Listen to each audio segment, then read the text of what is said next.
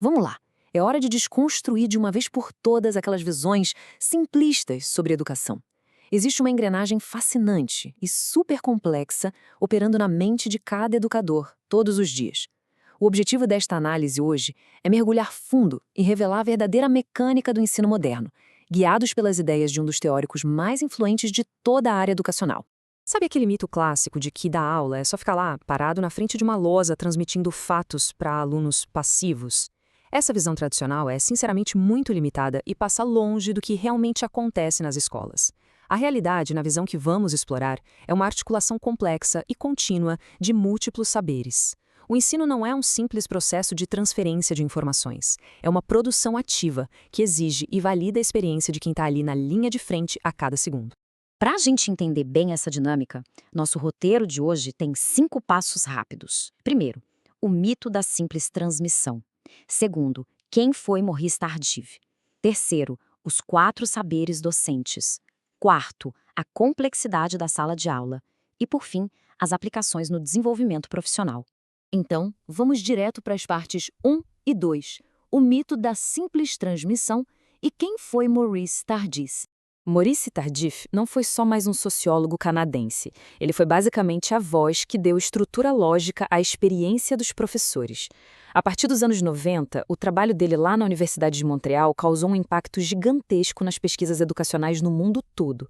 Aqui no Brasil, nem se fala, a influência dele é imensa.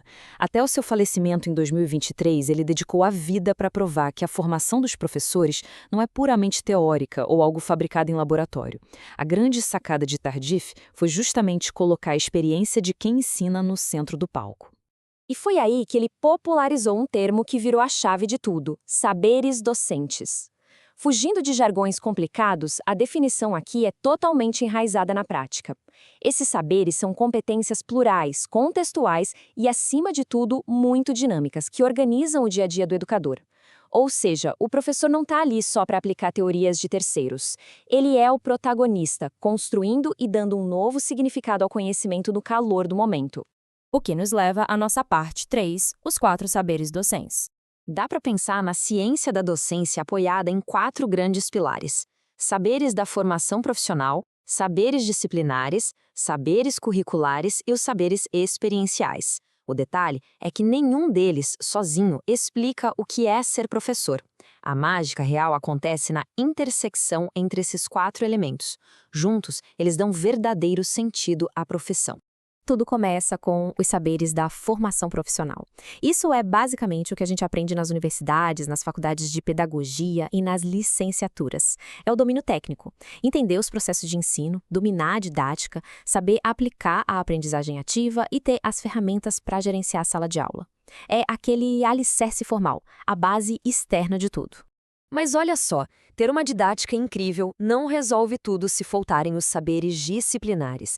Esse é o domínio intelectual do conteúdo propriamente dito. Não dá para ensinar de forma genérica. É fundamental conhecer a fundo a matéria. Isso inclui entender a lógica daquela área específica, por exemplo, como a matemática se estrutura de um jeito totalmente diferente da história e saber qual é a melhor forma de traduzir aquele material para o aluno. E além da didática e do conteúdo, todo educador opera dentro de um sistema rigoroso, certo? Aí entram os saberes curriculares. É a habilidade de organizar o conhecimento em programas estruturados. A gente precisa navegar pelos objetivos de aprendizagem seguindo os padrões da escola, do Estado e da comunidade científica. É colocar tudo dentro das exigências institucionais. E para fechar a conta, chegamos no pilar mais dinâmico de todos: os saberes experienciais. E é aqui que mora a genialidade dessa teoria. Esse é o conhecimento que brota direto do chão da escola. É aquele jogo de cintura instantâneo para lidar com a disciplina, ou aquela sensibilidade de notar na hora que a turma não entendeu nada e mudar a explicação no meio da frase. É a bagagem prática que você simplesmente não acha escrita em nenhum manual. Entrando agora na parte 4, a complexidade da sala de aula. Com toda essa base em mente, a gente precisa fazer uma pausa para limpar o paladar mental e perguntar como exatamente toda essa construção sociológica explica as microdecisões que um educador precisa tomar a cada minuto durante uma aula. A resposta, gente, é uma palavra só: imprevisibilidade. Uma sala de aula vai da calmaria ao caos absoluto em questão de segundos.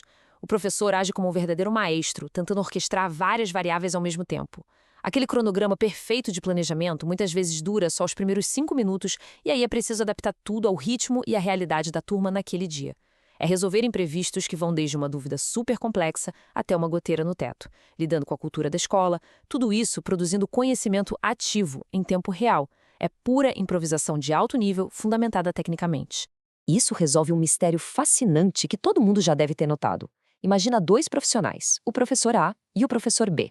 Ambos têm o mesmo diploma, a mesma formação formal, estudaram exatamente os mesmos teóricos. No entanto, diante de uma mesma situação de conflito na sala de aula, eles reagem de formas completamente diferentes. Por que isso acontece? A explicação é simples. A articulação dos saberes, principalmente os experienciais, é única. A trajetória de vida, os erros e acertos passados geram ações diferentes, provando que o ensino é super enraizado na identidade de quem o pratica.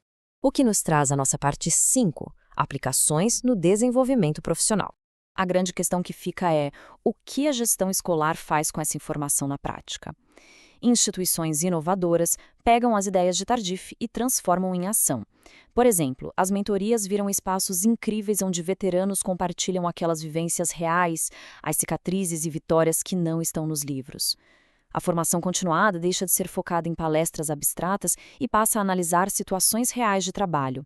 Os grupos de estudos servem para dar sentido aos saberes que a gente constrói isoladamente no dia a dia.